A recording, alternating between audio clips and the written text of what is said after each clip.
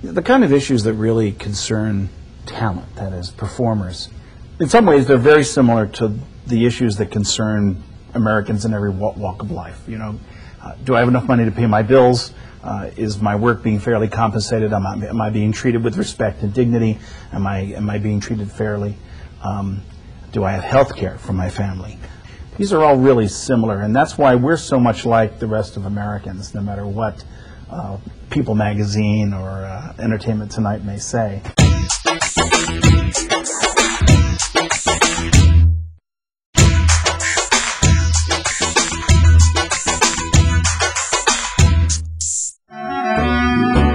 America is a free country, but how would you like to live in a nation where you're forced to work 12 or more hours for only $1 or so every day of the week? How would you like to work in unsanitary conditions without restrooms or even clean drinking water, where complaining about any of these things will not only cost you your job, but could get you blacklisted from working anywhere? Well, that was the reality for many Americans during the Industrial Revolution. But brave laborers have been organizing since our first states united in order to ease those conditions. The 40-hour work week, the 8-hour workday, weekends, lunch breaks, minimum wage, and minimum safety conditions, as well as a host of other job site improvements, were all won by ordinary people uniting for bargaining leverage, supported by government legislation. Such battles were often hard won, with both labor and business sometimes clashing violently, as in the Haymarket Square Riot of 1886. But all in all, the relationship between industry and organized labor has grown into one of mutual respect. And one industry where that's particularly important is the entertainment industry, where hundreds of millions of dollars can ride on the quality of labor provided to a project, and where the intimacies of labor relations are on public display, oftentimes in the very products produced. They can be very intimate, but sometimes, just like a marriage, they can explode, as we witnessed with Tom Cruise and some of the Roadstone. And also, as an actor working in this business, you know, I've had the opportunity to talk to a lot of high-profile actors, and I'm always gratified when they understand what the union does for them. Now, the union offers some protections that even in the best of times, the relationships with studios don't offer them. Like many industries, the entertainment industry was once dominated by flamboyant moguls who controlled their production with an iron fist. As emerging media like motion pictures, radio, and television began to define themselves, only great talents like Charlie Chaplin or Jack Benny commanded instant respect. For most workers, early technological entertainment media were heartbreaking affairs. One of the earliest forms of entertainment on radio, which became very popular very quickly, was dramatic and comedic radio. A lot of these professional performers were used to working under actors' equity contracts on Broadway and some of the big theaters around the country, and they were working in radio, which was a novelty at first, and then eventually they recognized that they were working for what used to be called $1 a holler, where, you know, you could do a whole show and give you $1. Organized labor was already making major inroads in America in the early 20th century, when motion pictures and radio were in their golden age. The American Federation of Labor was already protecting craft labor, but its sister union, the Congress of Industrial Organizations, had not yet been formed. The AFL-CIO is not really a traditional union. The AFL-CIO is an umbrella organization, basically, that represents a lot of labor unions. In 1925, the Masters Club was formed by film industry workers fed up with grueling working conditions in Hollywood. By 1933, they would evolve into the Screen Actors Guild of America. About the same time, 10 writers organized the Writers Guild of America to replace its failing predecessor, the Screenwriters Guild.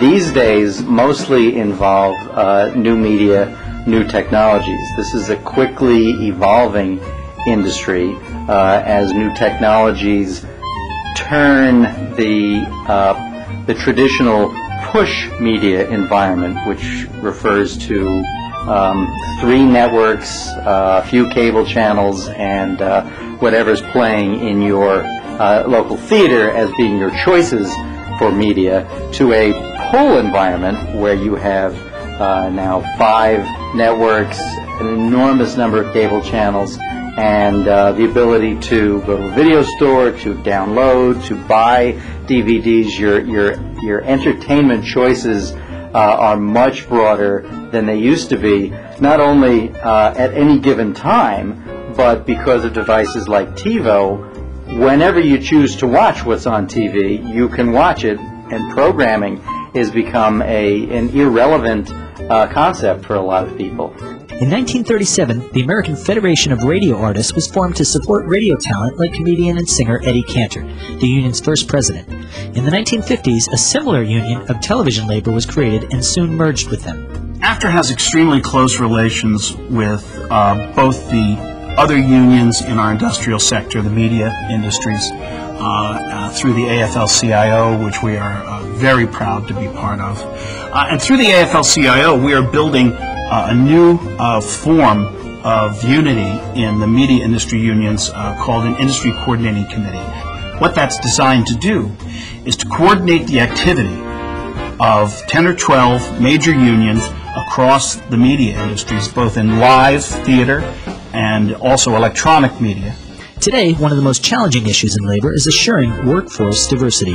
Increasing roles for union members of all races, genders, and sexual orientations, both in front of the curtain and behind it, have expanded the support demands made of entertainment unions. There are Spanish-speaking SAG members across this country who do the same kind of work that English-speaking actors do. Have as many people watching their work as watch English-speaking actors work, and they work for a fraction of what we make. Such challenges mean that unions may find themselves playing greater roles in securing benefits and services, such as on-site childcare for member talent. But one of the most difficult issues such unions face, given that entertainment remains largely a meritocracy, is assuring equal work for equal pay. It is a bit of an old boy network. Male stars are paid more than female stars are.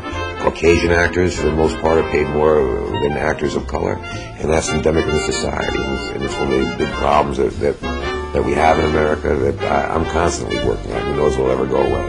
Unions like the WGA, SAG, and AFTRA are all designed to protect average workers. But what happens when a small player like an independent filmmaker whose budget can't support union wages and benefits comes along? Union flexibility in such circumstances is one of the key ways that unions attract new members. Our relation to those individuals is, once you get the job, come talk to us and we'll see if we can raise the bar for you. The most powerful tool that organized labor possesses is the strike, a cessation of all work by the union against an offending company or industry. A strike can be a hardship for union members and devastating to their industries, but for labor negotiations to have teeth, strikes are sometimes unavoidable. There was a massive strike in 1919 in Broadway, where the chorus kids all walked off the Broadway shows and staged a huge march up Broadway, and all the leading performers joined them, and that was the moment that Actors Equity turned from a struggling organization that was trying to get a foothold into the trade union, which really represented all the workers, and it took a big strike to do it. Strikes must not only be carefully coordinated within a union, but may also involve other unions, such as the Teamsters, whose truck drivers deliver goods to studios, for example. Sometimes a strike may affect several unions at once, such as if wages are impacted for both talent and writers. In such a case, one union may be presented with an opportunity for settlement, while a sister union is still in negotiations. Truthfully, the only thing to be done about that is that everybody needs to understand the rules going in, and you have to make a solidarity pact, an agreement that you're going to stick together, that nobody settles till everybody settles.